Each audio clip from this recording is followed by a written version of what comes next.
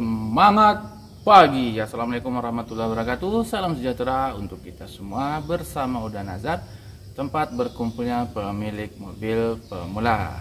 Baik teman-teman, hari ini Uda Nazar menyambung lagi konten sebelumnya terkait pertanyaan mana yang bagus membeli mobil listrik atau konvensional. Sebenarnya udah nih susah jelasinnya antara dua ini ya, cuma ya udah Nazar coba sendiri, udah Nazar coba sharing kepada teman-teman ya. Dimana pada video udah Nazar sebelumnya itu kan sudah menjelaskan berdasarkan parameter ramah lingkungan dan biaya perawatan. Nah, bagi teman-teman yang belum menonton bisa dicari di playlist ya, atau nanti kalau udah nggak lupa di deskripsi video ini udah Nazar cantumkan linknya. Insya Allah lah ya, semoga aja nggak lupa. Nah, jadi kali ini Uda Nazar akan mencoba membandingkan bagaimana dengan biaya operasional seperti kebutuhan listrik ya dibandingkan kebutuhan bahan bakar bensin.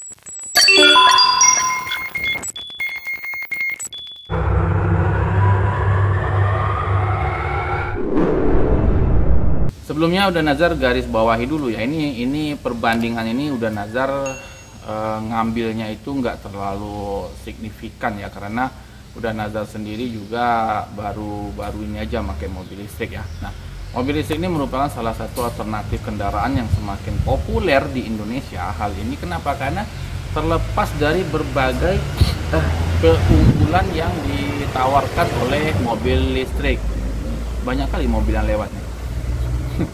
Salah satunya adalah biaya operasional yang lebih rendah dibandingkan dengan mobil berbahan bakar minyak atau BBM. Nah, Uda Nazar akan mencoba melakukan perbandingan biaya listrik untuk mobil listrik dan biaya BBM untuk mobil konvensional.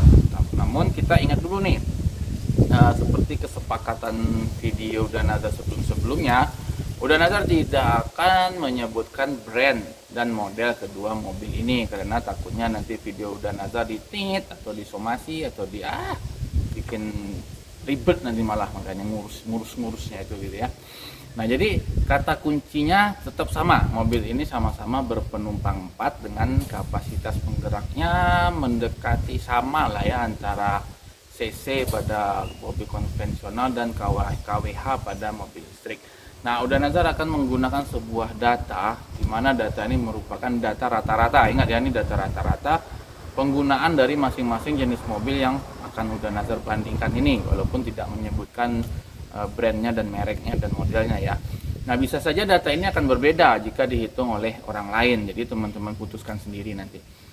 Mobil listrik ini menggunakan baterai berkapasitas 26,7 kWh dan memiliki konsumsi energi sebesar 15,7 kWh per 100 km, sedangkan mobil konvensional ini menggunakan mesin dengan kapasitas 1200 cc dan memiliki rata-rata konsumsi BBM itu sebesar 18 km per liter rata-rata nih ya, kadang bisa kurang kadang bisa lebih. Nah, kita asumsikan harga listrik PLN per kWh itu adalah 1.500, dengan catatan lagi ini adalah asumsi berdasarkan golongan dan daya tertentu.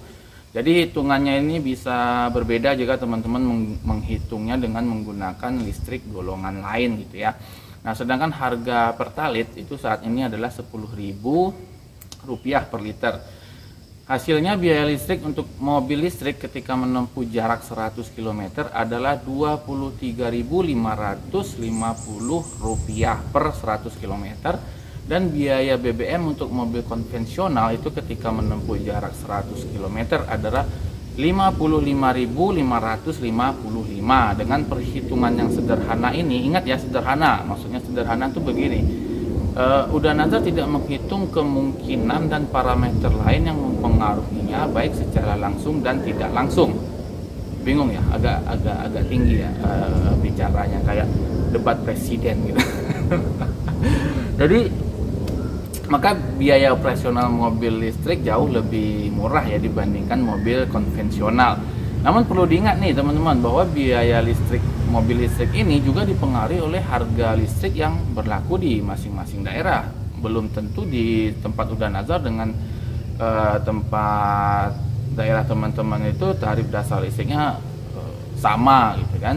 Nah, secara umum mobil listrik itu kan merupakan pilihan yang tepat nih bagi teman-teman yang ingin menghemat biaya operasional kendaraan. Namun teman-teman perlu mempertimbangkan berbagai faktor sebelum memutuskan untuk membeli mobil listrik ya, seperti misalnya harga mobil, ketersediaan infrastruktur pengisian daya, dan juga jarak tempuh yang biasa teman-teman lakukan. Nah, juga ada juga ketersediaan dari spare part misalnya, itu nanti mungkin di video selanjutnya udah Nazar akan sharing ya mengenai itu. Jadi teman-teman ikuti terus nih dari episode 1 sampai episode berapa nggak tahu, nanti itu udah Nazar akan sedikit sharing ya.